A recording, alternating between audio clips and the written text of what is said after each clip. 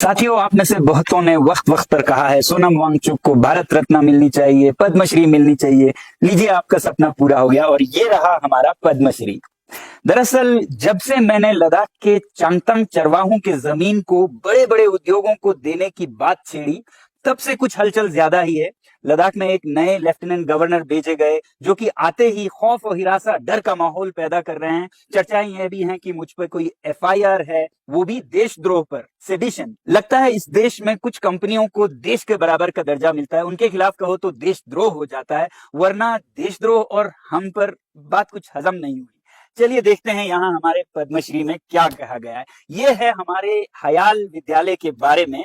कहा जा रहा है कि आपका जो जमीन लीज पर मिला है उसे वापस ले जा रहे हैं और इस पे जो बना है उसे हटाया जाएगा। शायद मतलब है कि बुलडोजर्स लगाए जाएंगे। तो ये वैसे तो हास्यास्पद है, मगर हमने बहुत ही विस्तार में इसका जवाब दिया एक प्रेस कॉन्फ्रेंस में। कल जो ये नोटिस आया, पहले तो मैं ये कहना चाहूंगी कि जो तीनों पॉइंट्स जिसके बेसिस पे ये कह रहे हैं कि ये अलॉटमेंट कैंसिल हो सकता है, ये तीनों बेबुनियादी हैं और मैं वो डेटा और फैक्ट्स और एविडेंस के साथ आपको बताना चाहती हूँ।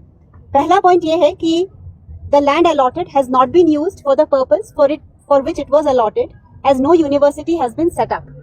तो फर्स्ट ऑफ ऑल, पिछले 5 सालों में 400 से ज्यादा बच्चों का कॉन्वोकेशन हो चुका है। 15 मार्च 2023 को हमने धर्मेंद्र प्रधान जी, जो यहाँ एजुकेशन मिनिस्टर हैं, सोनम और मैंने उनको मिला और उन्होंने बहुत प्राउडली ट्वीट भी किया हमारी मीटिंग के बारे में।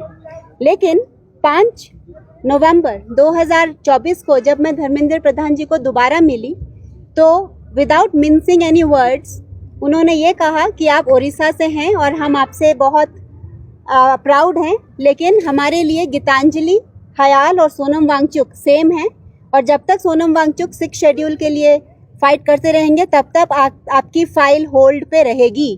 तो खुद यूजीसी ने और मिनिस्ट्री ऑफ एजुकेशन ने हमारे यूनिवर्सिटी की फाइल को होल्ड पे रखा है, जो कि 3 साल से पेंडिंग है।